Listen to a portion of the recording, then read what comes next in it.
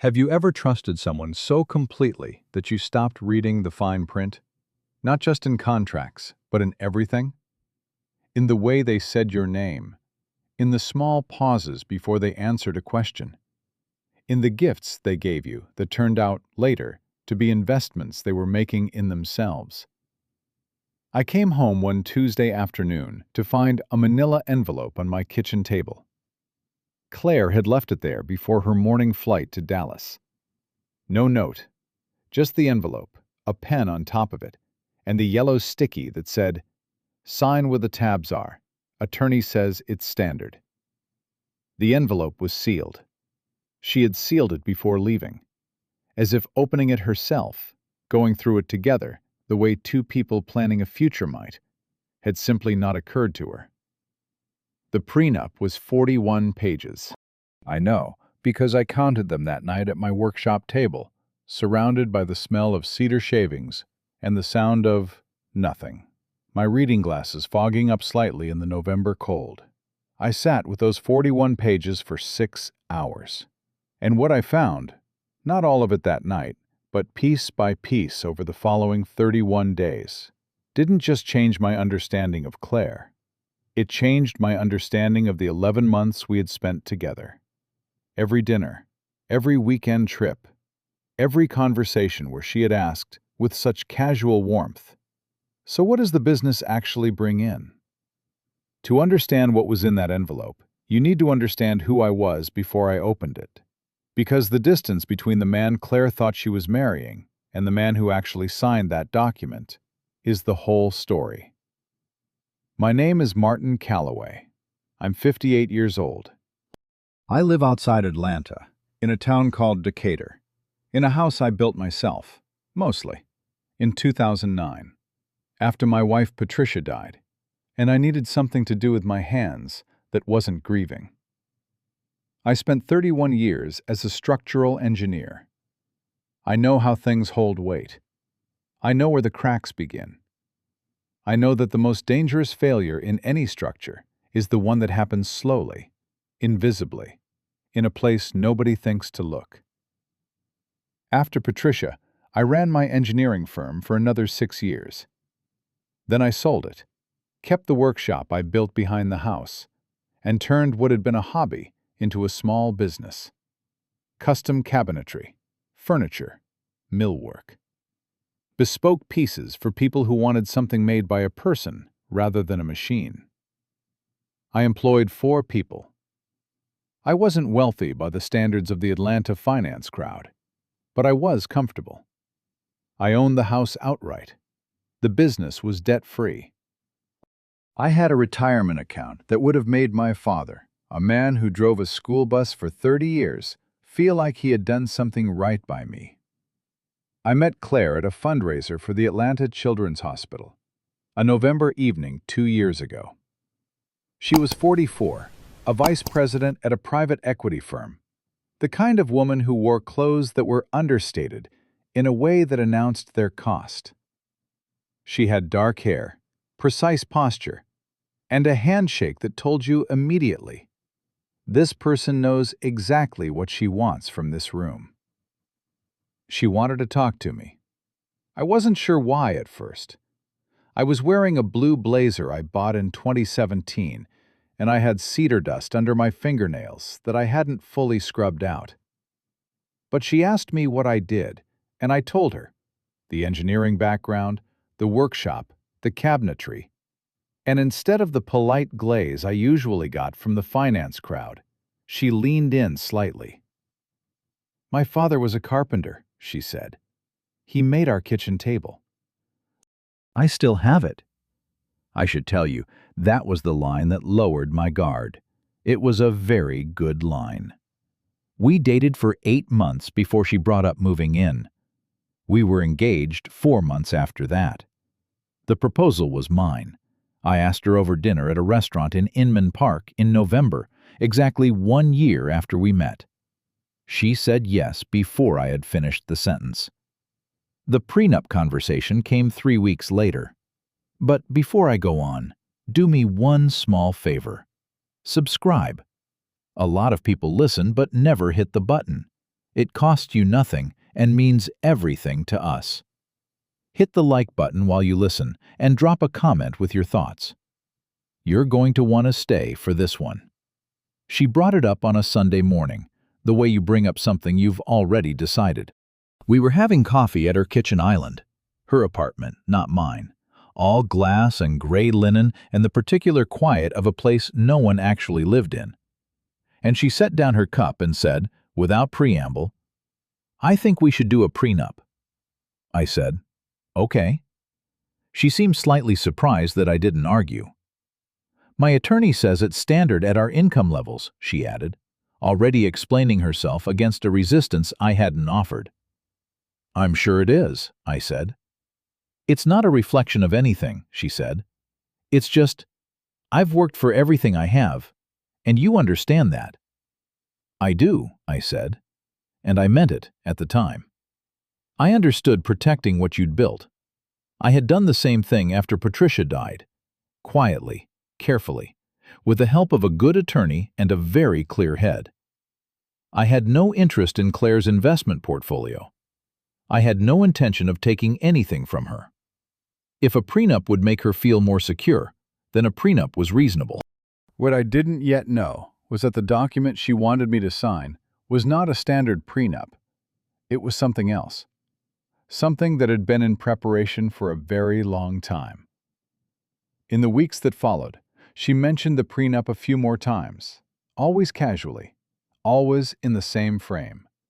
Standard procedure, attorney's advice, just paperwork. I noticed that she never suggested we sit down together and go through it. I noticed that she never offered to have her attorney meet with my attorney. I noticed that when I said, once, I should probably have someone look at it, she laughed lightly and said, "Martin, you're an engineer, not a divorce lawyer. I promise you, it's fine." I smiled. I said nothing. But I had worked in structural engineering long enough to know that when someone tells you not to look at the foundation, that is the first thing you look at. She had a friend named Diane, a woman I'd met 3 or 4 times, who worked in Claire's firm. Diane was the kind of person who laughed slightly too readily at things that weren't quite funny. One evening, at a dinner party at Claire's apartment, I overheard Diane say to someone in the kitchen, not to me, not knowing I was in the hallway, "She's playing the long game. She always does." I didn't know what that meant. I filed it somewhere quiet and kept moving. The prenup arrived on a Thursday in February, 3 weeks before our wedding date. 41 pages in a sealed manila envelope, a pen balanced on top, a sticky note that said, "Sign where the tabs are." Claire was already in Dallas. She had left before dawn. I made myself a cup of black coffee, 1 sugar, the way I've taken it since 1987, and I carried the envelope out to my workshop. I cleared a space at the bench. I turned on the light over the table, and I opened the envelope. I want to tell you about the pen. My pen. The one I used instead of the one she'd left. Because the pen she left, a sleek black ballpoint, her firm's logo on the clip, ran out of ink on the second signature tab. Dry. Nothing.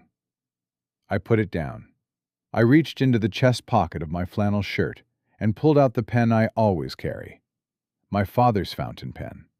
A 1968 Parker 51, filled with dark blue ink. I used that instead. That pen. That small inconvenience. That substitution of one pen for another. Later, it would matter more than I can explain right now. I read the prenup through once, quickly, the way you read something when you're first taking the measure of it. Then I read it again, slowly, page by page, the way I used to read structural drawings, looking not for what was there, but for what was missing. By the time I got to page 19, I had stopped drinking my coffee. By page 27, I was sitting very still. By page 31, I understood that the woman I was going to marry had not written a prenup to protect what she had built. She had written a document to dismantle what I had built. Quietly, legally, with complete deniability. It was, I will say this plainly, a work of craftsmanship. I could almost admire it, the way you can admire the engineering in a trap. The broad strokes. If we divorced within 7 years, and the cause was attributed, however loosely, to irreconcilable differences initiated by the husband, her attorneys had written language that would give her a claim on my business property, my workshop, my house, my equipment. The business's client contracts, which, in my trade, are the business. She would receive nothing of hers, and I would lose everything of mine. If I died within 5 years of the wedding, from any cause, the house and workshop transferred to her estate in full. My daughter from my marriage to Patricia, Kessa, who was 31 and who I had always intended to inherit the property, was explicitly named as a non-beneficiary in the event of my death before year 5. My daughter, named, excluded, in writing.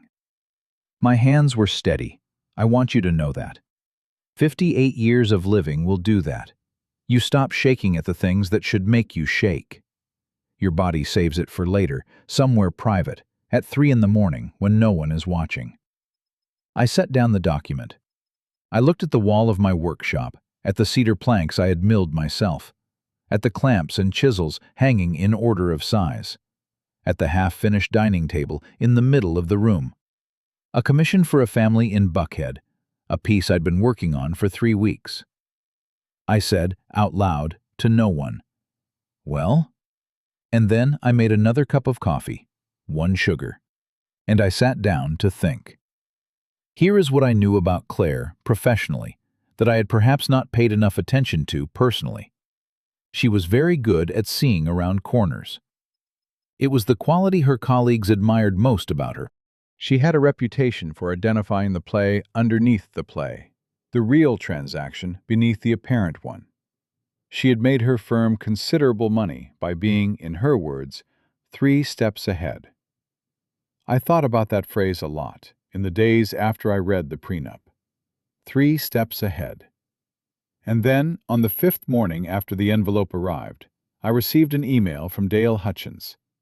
Dale was my attorney and had been for 22 years. We had met when I hired his firm to handle a construction dispute in 2002, and we had become friends, the slow, unostentatious way that men of a certain temperament become friends. Shared lunches, occasional fishing, an annual dinner with our wives until Patricia died. Dale knew my business. He knew my estate planning. He knew Kessa. He was, in the truest sense, the person I called when I needed someone to look at something with clear eyes. I had called him the morning after reading the prenup. I had told him I needed him to look at something. I hadn't told him what. I'd scanned the document and sent it to his personal email.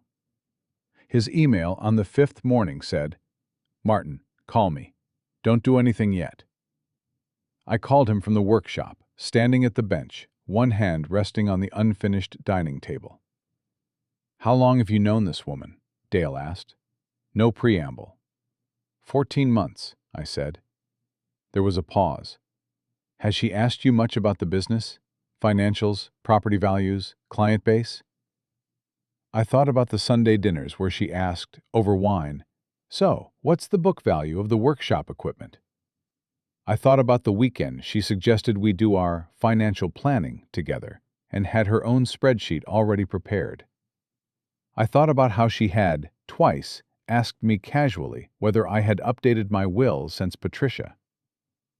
"Yes," I said, "regularly." Another pause. "I'm going to send you something," Dale said, "and I need you to look at it carefully. Specifically, the metadata on the file properties." He sent it within the minute. It was a PDF. The prenup. My copy, the one she'd left on the table. Dale had run a metadata analysis on the scanned document. Standard procedure when something doesn't smell right.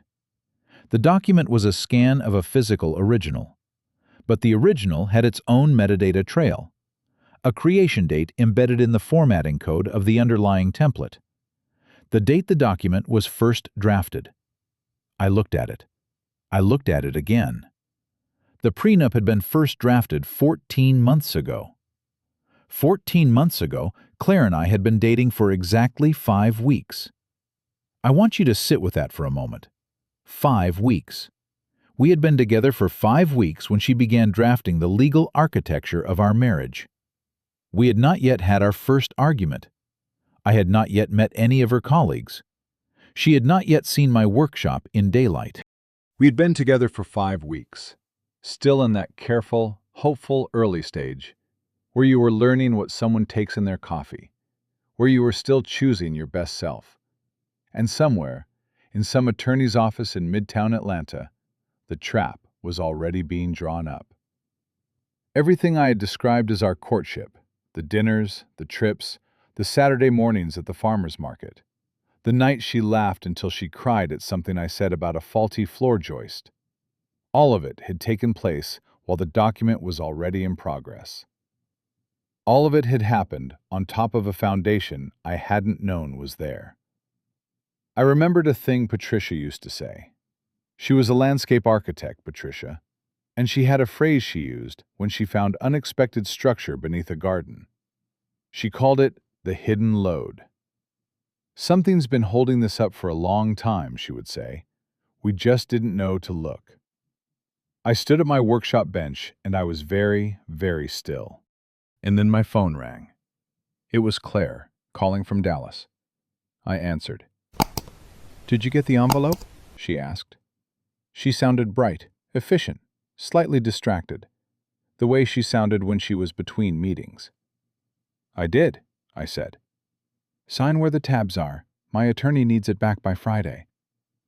"I'll take care of it," I said. "Good." A brief pause.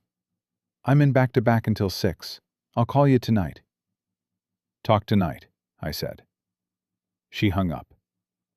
I stood there with the phone in my hand and the fountain pen in my chest pocket and the smell of cedar everywhere around me, and I thought, she has been 3 steps ahead the whole time, and she is absolutely certain I am standing still.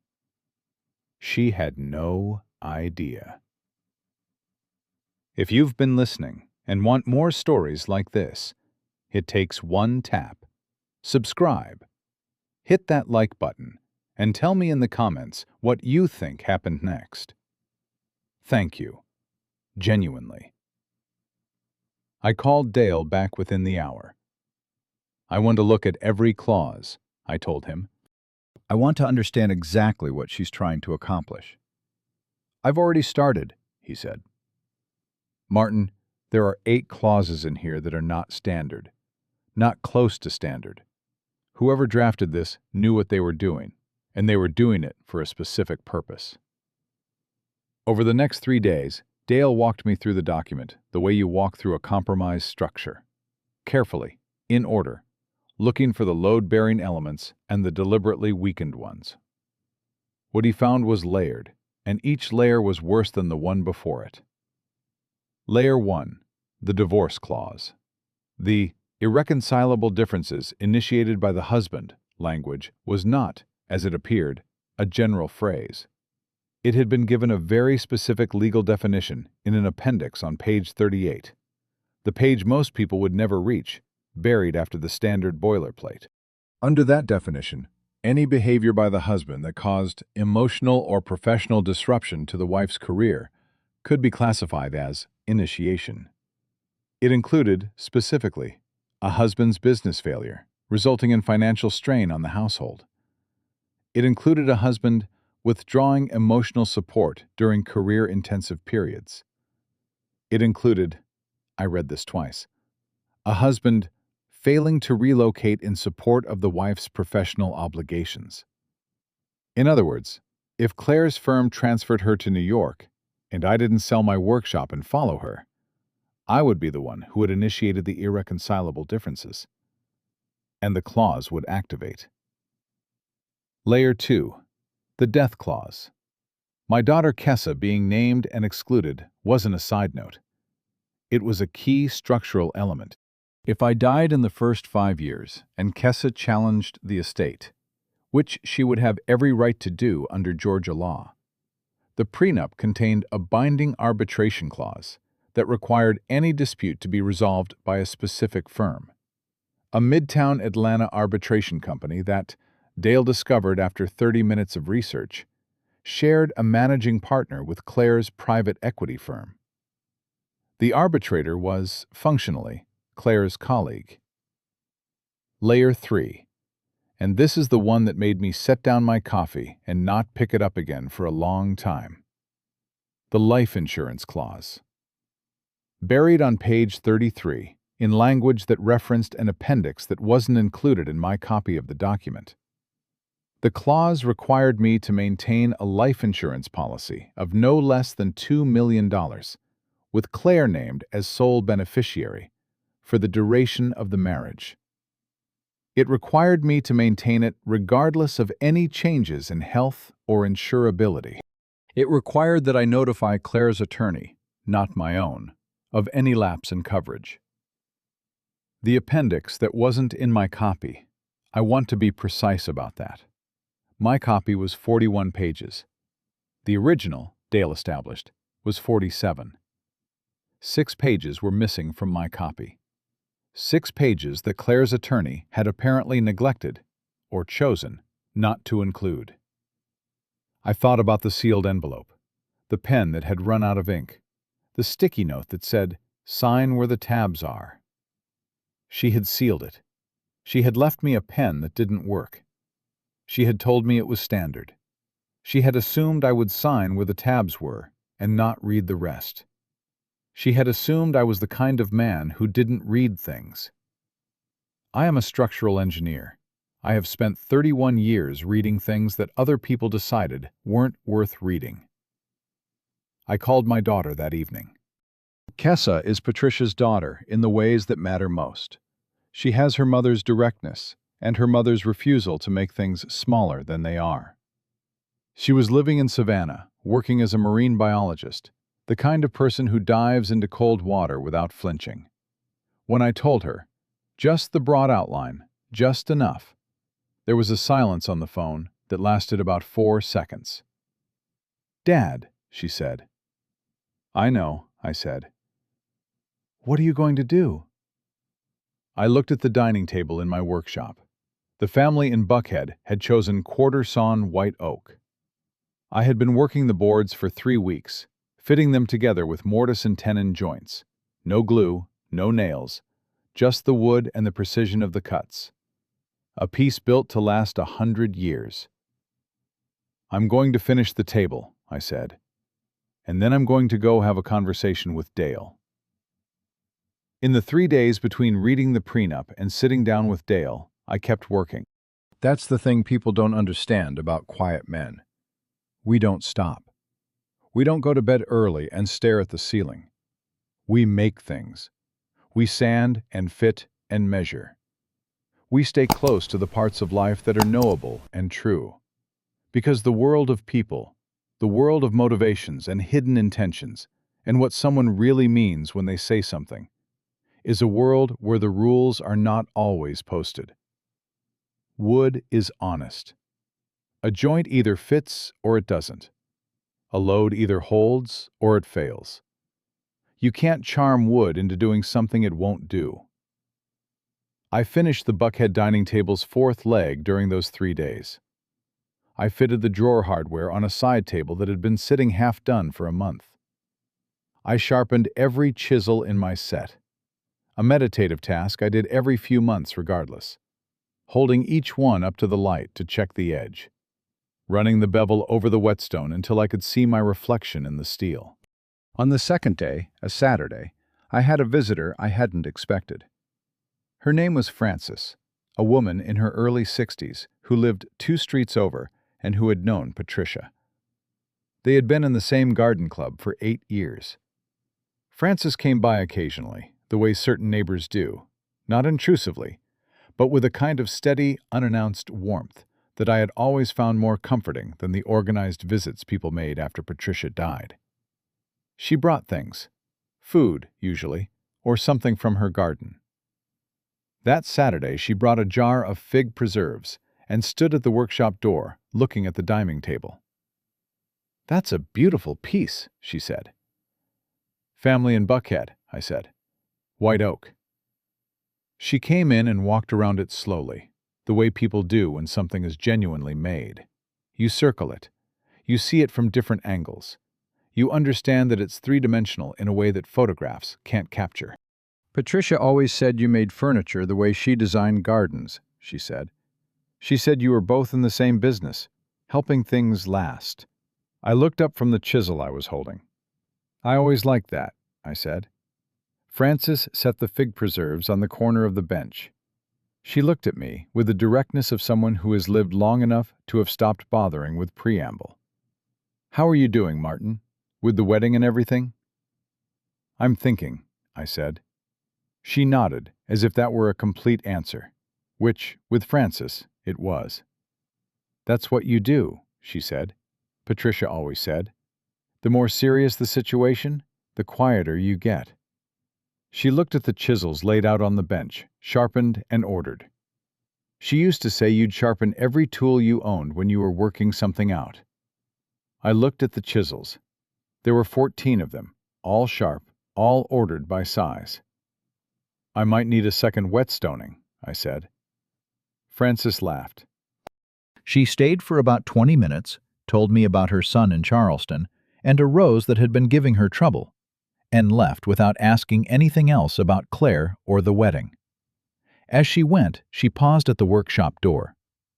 "The fig preserves are good this year," she said. "Patricia's recipe." I didn't say anything for a moment. "Thank you, Frances." "Call Kessa," she said. Not as advice, as observation. And then she left. I called Kessa that evening. I didn't tell her everything, not yet, but I told her enough. I told her I was being careful. I told her she was the person I was most careful for. "I know, Dad," she said. "You always have been." Dale Hutchins had been practicing law in Atlanta for 30 years. He was 63, a quiet man with a silver beard and the particular patience of someone who had seen a great many things go sideways and had learned not to be rushed by any of them. He was also, in ways Claire could not have known, one of the most precise legal minds I had ever encountered. When Dale cared about something, he was methodical in a way that was almost architectural. When I sat down in his office, a Thursday, the second week after the envelope, he had the prenup on his desk, annotated in green ink, with a separate yellow legal pad of notes beside it. "She wants the house, the workshop, the business, and a $2 million death payout," he said, without inflection. "And she wants the arbitration controlled. And she wants to be able to leave, or force you to leave, on terms that make you the cause of the divorce." "Yes," I said. "And she drafted this before you were together 3 months." 5 weeks, I said. He looked at me over his reading glasses. "That's not a prenup, Martin." "No," I said. "It's a business plan." He nodded slowly. He picked up his green pen. "So, here's what I've been thinking." Dale laid it out over the next 2 hours. The quiet precision of it building the way a good structure builds, from the foundation up. He did not raise his voice. He did not use the word revenge. He simply explained what was legally possible, what was legally elegant, and what would be, in his professional opinion, deeply satisfying to watch unfold. What we had in our favor was something Claire had not accounted for: the missing 6 pages. Under Georgia law, a prenuptial agreement with material omissions, terms referenced in the document but not physically included in the signing copy, is potentially voidable. But voidable isn't void. It still exists. It still has teeth, unless you choose to pull them. The question was, how do you pull the teeth of a document that someone is expecting you to sign without reading? You replaced the document. Not fraudulently. Dale was very clear about this, and I want to be clear about it too. Not by altering her copy, not by deception in any illegal sense, by exercising a right that exists in contract law, and that Claire's very confident attorney had apparently not anticipated. The right of a signatory to present a counter document. I had read the prenup. I had had it reviewed by counsel. I had, within my legal rights, prepared a counter prenup, a clean document that included the standard protections both parties might reasonably want, that excluded the 8 non-standard clauses, that named Kessa as a beneficiary in my estate regardless of marital status, that used a neutral arbitration firm, and that did not include a life insurance mandate. It was, Dale said, a perfectly fair document. The kind of document 2 people who trusted each other would sign. The plan was this: present Claire with my counter document. Watch what she said. If she signed it, if she agreed to the fair version, then perhaps I had misread everything. Perhaps the original was a drafting error, a zealous attorney, a misunderstanding. I was willing to consider that. I am not a man who needs to be right more than I need to be fair. If she refused to sign it and demanded I sign her version instead, we would know exactly what we were dealing with, and we would be having a very different conversation. There was one other element: the pen. My father's Parker 51. The dark blue ink. When I had signed the signature tabs in the prenup, because yes, I had signed them, let me explain that. I had signed them with my own pen, my father's ink. And the signature I had left was not quite my signature. It was close. It was recognizable as mine. But my legal signature, the one on my driver's license, my engineering stamps, my bank accounts, had a specific flourish at the end, a small upward hook on the final letter, that this version lacked. Not dramatically, not obviously, but enough. I had signed a document with a slightly non-standard version of my signature, a version that, if anyone looked carefully at it, with any legal purpose in mind, would raise a question. And I had done it with a pen I'd owned since 1991, whose ink had a specific dye composition that a forensic document examiner could date and identify. I am a structural engineer. I understand the principle of building in a controlled failure point, a place where, if pressure exceeds the design load, the structure fails at the location you've chosen, not at a random place you haven't anticipated. The signature was my controlled failure point. If Claire ever tried to enforce that prenup in court, my attorney would challenge the signature. The burden of proof would shift. And in the meantime, while all of that played out, she would have signed my counter document.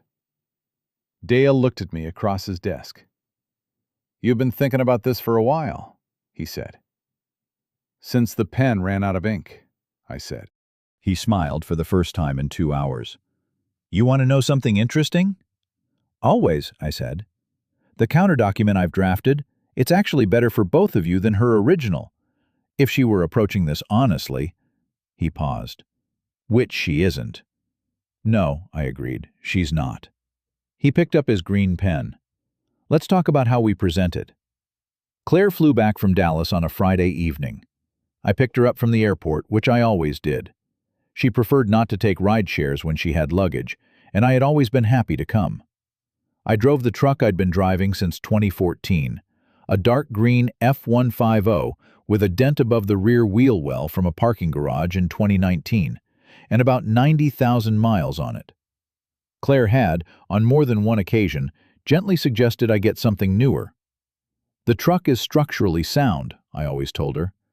She didn't find that as funny as I did. She got in, kissed my cheek, put her carry-on in the back. She smelled like the hotel soak she always used when she traveled. Something lavender, a specific brand she ordered in bulk and brought in a small bottle.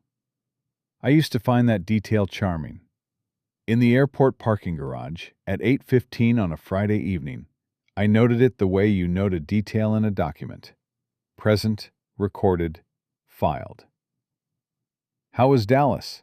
I asked. "Productive." She scrolled through her phone as we pulled out of the garage.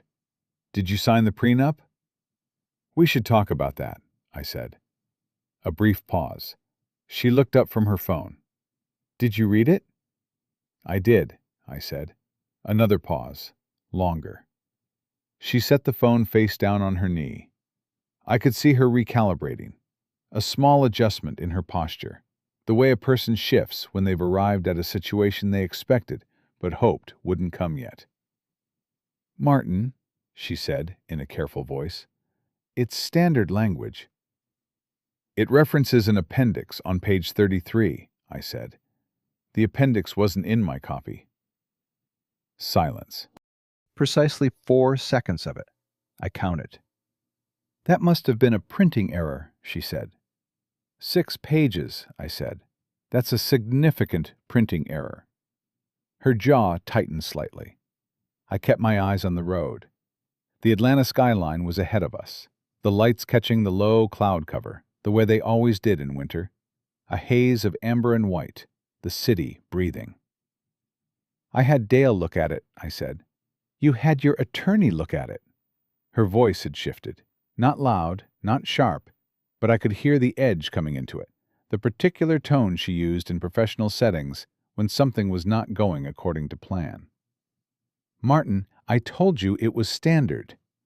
"You did," I said. "Dale doesn't agree." "Dale is a general practice attorney in Decatur. My firm used a specialist in—" "I know who drafted it," I said. "I know when they drafted it, too." That stopped her. I pulled onto the highway. The truck moved smoothly. It had always moved smoothly, despite the miles, despite the dent. Structurally sound. She was looking at the side of my face, and I could feel it. The specific quality of her attention shifting from management to assessment. "What does that mean?" she asked. "It means we should talk," I said, "when we get to the house." She didn't speak again for the rest of the drive. We sat at the kitchen table. My kitchen table. The one I had made myself in 2010. Quarter-sawn oak. Mortise and tenon. The grain running the length of the wood the way Patricia had liked it. I had made tea. 1 mug for me, black, no sugar at this hour. And 1 for Claire, the green tea she preferred. The brand she kept at my house in a specific cabinet she had designated as hers 6 months into our relationship. Small territorial claims. I had noted them at the time as warmth. I noted them differently now. I set a folder on the table between us. "This is a counter document," I said. "A prenup I've had drafted. Fair terms for both of us. Standard clauses, neutral arbitration, nothing that isn't reasonable." She looked at the folder without touching it. "I already have a prenup." "You have a prenup you want me to sign," I said. "This is one I'm asking you to sign. That's how it works, Claire. Both parties have to agree." "My attorney drafted a perfectly—" "Your attorney drafted a document that was begun before we had been together 2 months," I said. I kept my voice level. I'm a quiet man. I have always been a quiet man. Patricia used to say my quiet was the most honest thing about me, that when I stopped talking, it meant I had already decided. That's in the metadata. Dale pulled it. The creation date on the original template is 5 weeks into our relationship. The kitchen was very still. Outside, the neighbor's dog barked twice and then stopped. The refrigerator hummed. Claire looked at me across the oak table with an expression I had not seen on her face before. Not anger, not guilt, but a kind of recalculation. Like a chess player who has just understood that the position on the board is not what they thought. "That's not—" she started. "Don't," I said, quietly, the way I always said things. "Please don't." I've read the document, Claire. Dale has read it. I understand what the divorce clause means. I understand what the death clause means. I understand that my daughter is named. Named, Claire. And excluded. Her chin came up slightly. Prenups protect assets. That's what they're for. They protect assets, I said. They don't dismantle the estate of the person you claim to love and redirect it to yourself. A silence. Then, "You're being dramatic." "The life insurance clause is on page 33, I said. $2 million. My sole beneficiary. Mandatory. Would you like me to get the 41 pages? They're in the workshop." She looked at the folder between us. Her hands were flat on the table, very still. She was controlled. I knew that about her, had always known it, had thought it was a form of emotional strength. Now I understood it was a form of professional training. "What exactly is in the counter document?" she asked. "Standard protections," I said. "We each keep what we came in with. No claims on the workshop or the house. Neutral arbitration through an independent firm. My estate is my estate. Kessa is my beneficiary regardless of the marriage. No life insurance mandate." "That gives me nothing," she said. I looked at her for a moment. "What did you think you were entitled to?" She didn't answer. "If you love me," I said, "and if you're marrying me for the reasons two people are supposed to marry, then the counter document is better than what you drafted. It's fair. It's honest. It protects both of us equally." I rested my hand on the folder. "Sign it, and I'll forget we had this conversation. We get married in 3 weeks, and this was just a miscommunication with an overzealous attorney." She looked at me. "And if I don't sign it?" she asked. "Then we should probably talk about that," I said. She stood up. She walked to the kitchen window and stood with her back to me, looking out at the workshop. The light was on, the way I always left it when I was working late. A yellow square in the dark yard. "My attorney has spent months on that document," she said. "I know," I said. "I can tell." "It's binding." "It might be," I said, "if the signature holds." She turned. "What do you mean, if the signature holds?" I said nothing. She looked at me with a new expression, something between apprehension and fury, and underneath it, just barely, something that might have been respect. The respect you feel for an opponent when you realize, a little too late, that you weren't playing the game you thought you were. "You didn't sign it," she said. "I signed where the tabs were," I said, "with my father's pen, the one that leaves a very specific ink signature, and with a version of my handwriting that Dale's document examiner has already photographed and logged." The kitchen was absolutely silent. "You'd been planning this," she said, very quietly. "You'd been planning yours for 14 months, I said. "I had 3 weeks. But I'm a fast learner. I want to tell you about the night before I put the folder on the table. The Wednesday, 2 nights before Claire's flight landed. I was in the workshop until past midnight. The dining table for the family in Buckhead was finished. I had completed the final passes with the hand plane that afternoon. A satisfying thing. The wood coming smooth and even. The grain catching the light the way good quarter-sawn oak catches light. I had left it on the assembly stands, covered with a soft cloth. I had moved to my workbench, and I was doing something I hadn't done in years. I was making a chair. Not a commission, not for sale, just a chair in the old way. Draw knife and spoke shave, the pieces shaved to fit. A Windsor chair, the kind my father had made me when I was 7. The kind that stood in my parents' kitchen until it literally fell apart from use. Patricia had loved Windsor chairs. She had always said she wanted one made by my hands, and I had always put it off. Too busy, too many commissions, always something else. And then she was gone, and for years after I couldn't go near the idea of it. I sat in the workshop and I shaped the spindles one by one in the November cold. And I thought about what I was doing and what I was about to do and what it meant. I had loved Claire. I want to say that plainly. Or I had loved who I thought she was, which is perhaps the same thing, and perhaps a very different thing, and I wasn't yet sure which. I had loved the woman who said her father had made the kitchen table. Whether that woman existed, or whether she was a construction, a particular way of presenting oneself, designed for a specific audience, I genuinely didn't know. I wasn't sure I would ever know.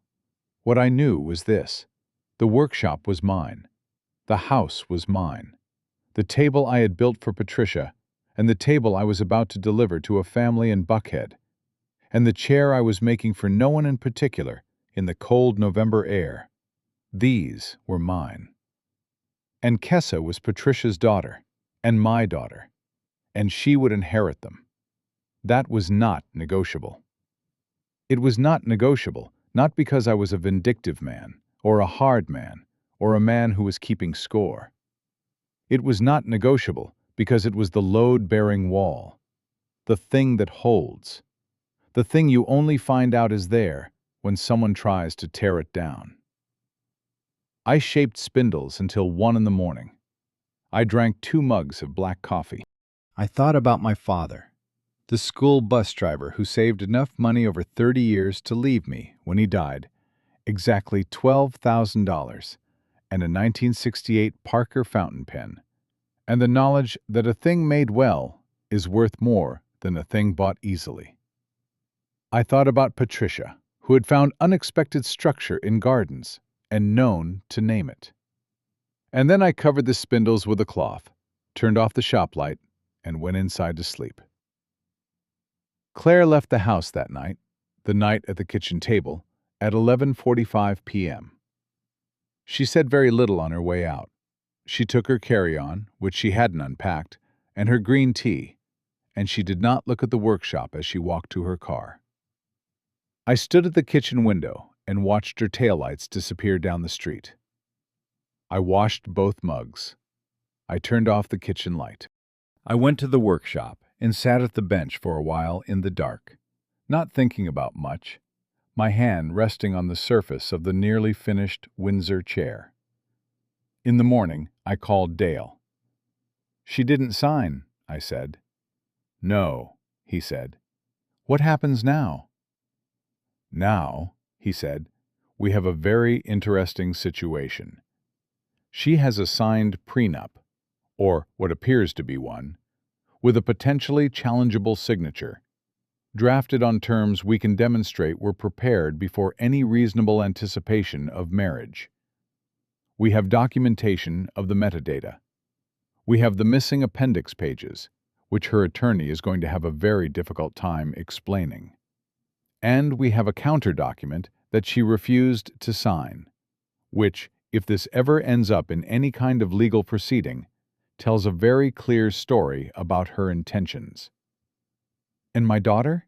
I asked. "Kessa's protected," Dale said. "The counter-document, even unsigned by Claire, stands as evidence of your stated intentions for your estate. Combined with your existing will, which I'm going to suggest we update this week, she's covered." I looked at the quarter-sawn dining table, covered with its cloth, waiting to be delivered. "What do you think she'll do?" I asked. "I think she's going to talk to her attorney," Dale said. "And I think her attorney is going to explain to her, possibly for the first time, that the document she drafted is more vulnerable than it appeared. And then I think you're going to hear from her, either directly or through counsel." "When?" "Within 2 weeks," he said. "People in her position don't like uncertainty. It'll eat at her." He was right. It was 11 days. The call came on a Tuesday in late February, almost exactly 3 months after we had met at the Children's Hospital fundraiser, almost exactly 1 year after our first dinner in Inman Park. She called from her office. I could hear the particular acoustic flatness of a conference room, the kind of room with soft panels that absorb all echo. "I've spoken to my attorney," she said. I assumed you would, I said. I was at the workshop bench, hand-planing a piece of cherry wood for a small commission. A jewelry box for a woman in Midtown, a 60th birthday present from her husband. He says there are some ambiguities in the document. Yes, I said. A pause. He thinks it might be worth revisiting. That would require both of us to agree on new terms, I said. I've already provided mine. Another pause. Longer. The counter document doesn't give me any. It doesn't account for any contribution I might make to... To what? I asked. We agreed we'd keep our finances separate. That was your preference. You said it clearly in October. I have the texts. Silence. Claire, I said, setting down the hand plane. I'm going to say something, and I'd like you to hear it clearly. Not as a negotiation, not as a threat, just clearly. I looked at the cherry wood, the grain running deep and even. I know when the prenup was drafted. I know what it was designed to do. I know about the arbitration firm and the managing partner connection. I know about the appendix you left out of my copy. And I know you expected me to sign without reading. Nothing. I'm not angry, I said, and I meant it, mostly. I'm disappointed, which is its own thing. But I'm telling you this because I want you to understand what I know, so that when you decide what you want to do next, you're making that decision with accurate information, the way decisions are supposed to be made. She said, very quietly, "What do you want, Martin?" "I want you to sign the counter document," I said. "Or, I want us to agree to go our separate ways without any legal proceedings, which, given what I have documented, would not go well for you professionally." Another silence, the longest one yet. "And if I sign the counter document?" she asked. "Then we get married in 3 weeks, and I take it as a sign that there's something real here worth trying," I said. "I'm not a man who needs to win, Claire. I'm a man who needs to be dealt with honestly." She didn't answer for so long that I almost spoke again. Then she said, "I need to think." "Take the time you need," I said. "But Dale's waiting for the signed copy. The wedding date stands until one of us changes it." I hung up. I picked up the hand plane. I went back to the cherry wood. Outside, it had started to rain. A light February rain, the kind that softens the ground and brings the smell of earth up through the cold. I worked for an hour in the quiet, the wood taking shape under my hands the way wood does when you know what you're asking of it. She didn't sign the counter document. She called Dale's office 4 days later and had her attorney call him, and the conversation, which Dale relayed to me verbatim with his characteristic dry precision, was, in his words, a very expensive phone call that accomplished nothing, except establishing that both parties have competent counsel. What followed was not acrimonious, in the screaming sense of the word. People like Claire do not scream. They negotiate, and then they litigate, and then they settle on terms that have been extensively modeled in advance. What they did not anticipate, what her attorney had apparently not anticipated, and what Claire had clearly not anticipated, was that I would be as well prepared as I was.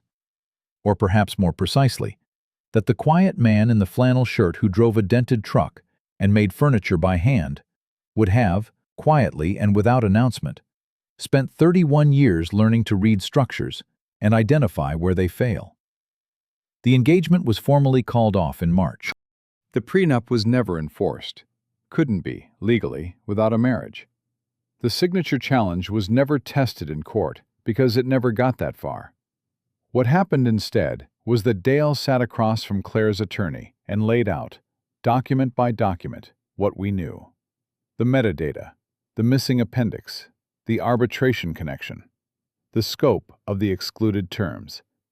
He laid it out the way you lay out a set of engineering drawings, systematically, without drama, letting the evidence speak. Claire's attorney was quiet for a long time. Then he said he'd get back to us. They settled, if you can call it that. There was nothing to settle, technically, since we had never married.